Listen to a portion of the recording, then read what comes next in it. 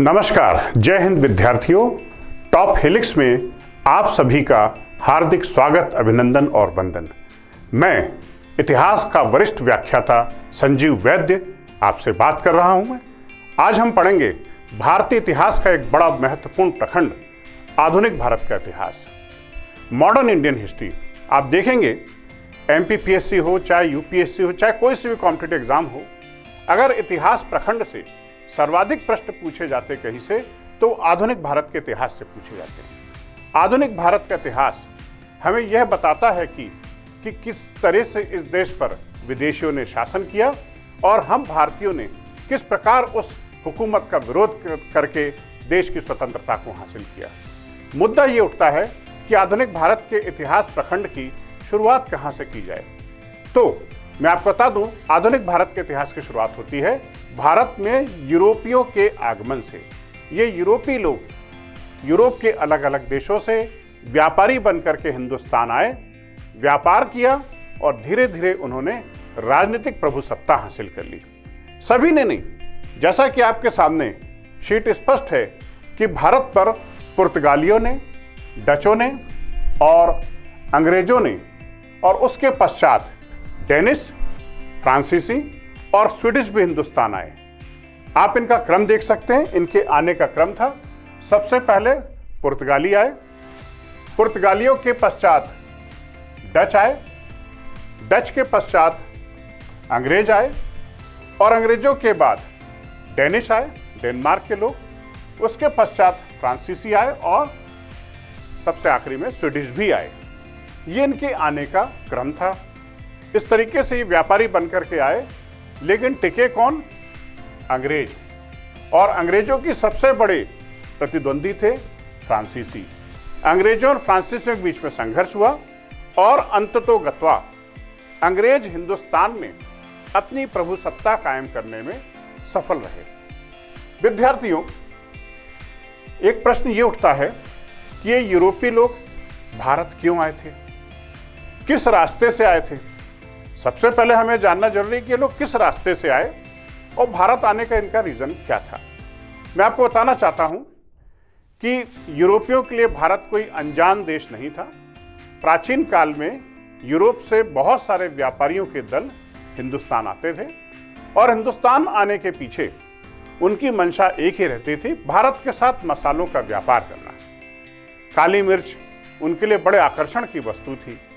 हाथी दांत की बनी हुई वस्तुएं, हथकरघे की बनी हुई वस्तुएं, सूती वस्त्र, ये सब कुछ ऐसी चीजें थी जो हिंदुस्तान में मिलती थी और इनके लालच में व्यापार के वशीभूत होकर के ये प्राचीन काल में हिंदुस्तान आते थे।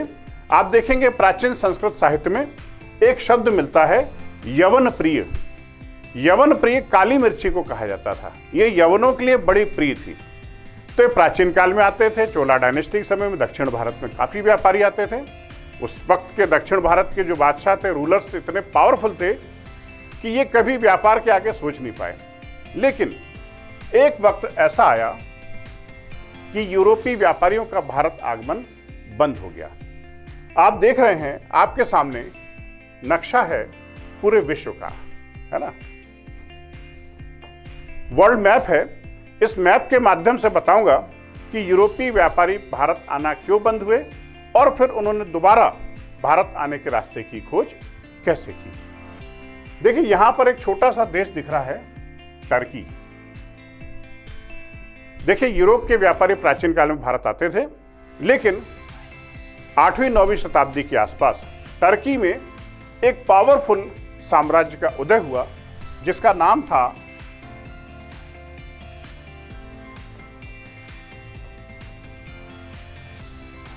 ऑटोमन साम्राज्य। ऑटोमन साम्राज्य ने तुर्की और उसके आसपास के बहुत सारे क्षेत्रों के ऊपर अपना साम्राज्य स्थापित कर लिया। दरअसल ये वही रूट था जिससे यूरोप के व्यापारी भारत आते थे। उस रूट पर यूरोप के व्यापारियों के भारत आने के रास्ते पर ऑटोमन साम्राज्य का कब्जा हो गया। इन यूरोपीय व्यापारियों में इतनी हिम्मत नहीं थी, इन यूरोपीय देशों में भी इतनी हिम्मत नहीं थी कि वो शक्तिशाली ऑटोमन एम्पायर से झगड़ा मोल ले सकें।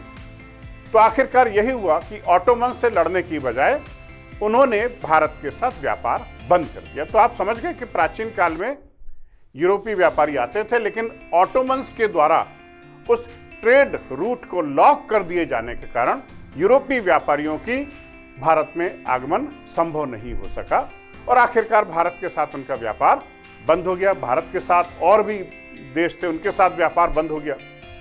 समुद्री मार्ग की खोज की नहीं थी। समुद्र उस समय गुमनाम रहस्य था, एक अबूझ पहेली था। लेकिन ऐसा कब तक होता? यूरोपीय लोगों में व्यापार करने की प्रवृत्ति होती है और सुदूर देशों में व्यापार करने की महत्वाकांक्षा उनके भीतर जागृत रहती है। ऐसी स्थिति में पुर्तगाल में, यहां पर एक छोटा सा देश देखेंगे आप, पुर्तगाल, जिसकी कैपिटल है लिस्बन।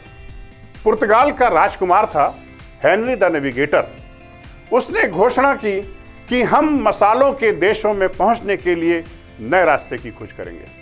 जमीनें ब्लॉक हो गई हैं तो क्या हुआ, हम समुद्र के रास्ते भारत आने का रास्ता खोजेंगे। नाविकों के दल तैयार किए और उसके बाद एक के बाद एक नाविकों के दल इस मसालों के क्षेत्र में पहुंचने के लिए समुद्र में कूद पड़े। काफी लंबा संघर्ष था। मुझे बोलने में कुछ सेकंड्स लग रहे हैं, लेकिन वास्तव में सैकड़ों सालों का संघर्ष था। कितने नाविक मरे, कितने जहाज नष्ट हुए, कल्पना नहीं कर सकते। लेकिन इन्होंने सोच लिया था कि हम भारत पहुंचने का रास्ता जरूर खोजेंगे। बहुत सारे व्यापारियों के दल निकले। आपने एक नाम सुना होगा क्रिस्टोफर कोलंबस का। कोलंबस पहुंचा। अब मैं आपको आगे बताने के पहले एक जगह और बताना चाहूंगा। ये जो है साउथ अफ्रीका, अफ्रीकी महाद्वीप का सबसे नीचे का हिस्सा साउथ अफ्रीका, इसको केप ऑफ गुड होप कहा जाता है, आशा अंतरीप कहा जाता है। तूफानों की भूमि है।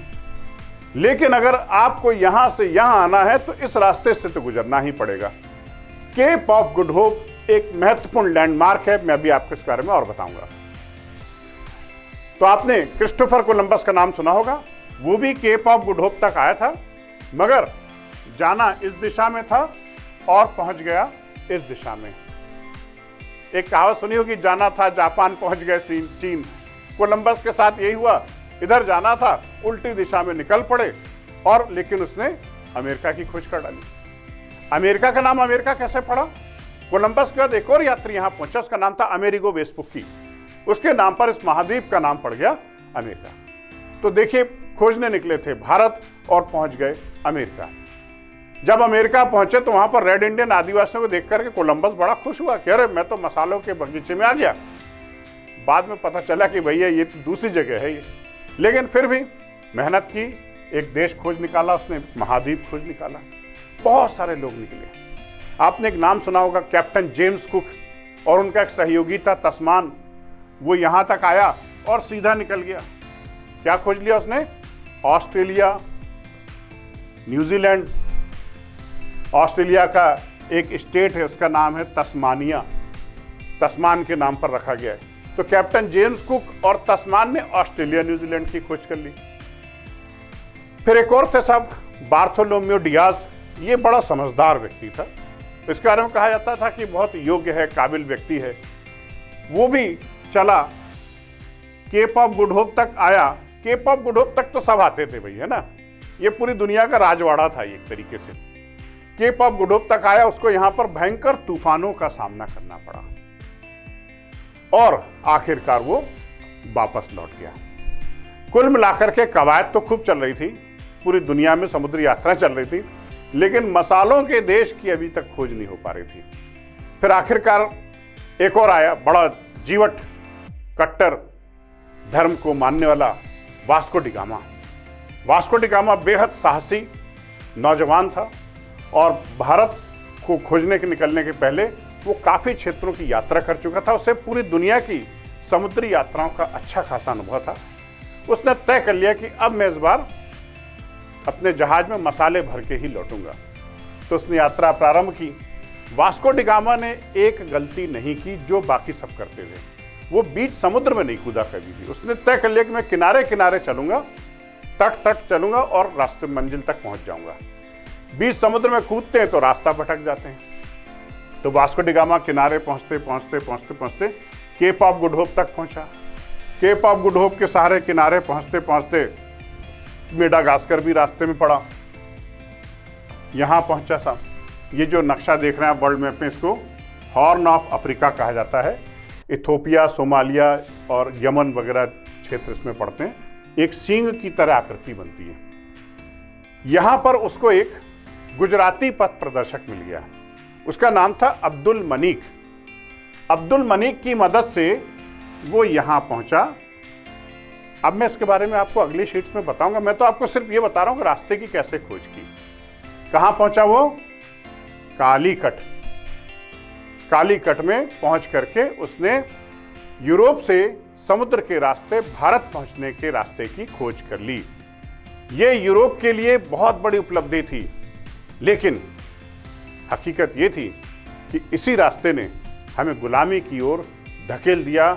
यूरोपीय शक्तियों को भारत में व्यापार की असीम संभावनाएं दिखी और भारी मात्रा में भारत आने लगे, और धीरे धीरे देखते देखते उन्होंने अपनी राजनीतिक प्रभुसत्ता स्थापित कर ली।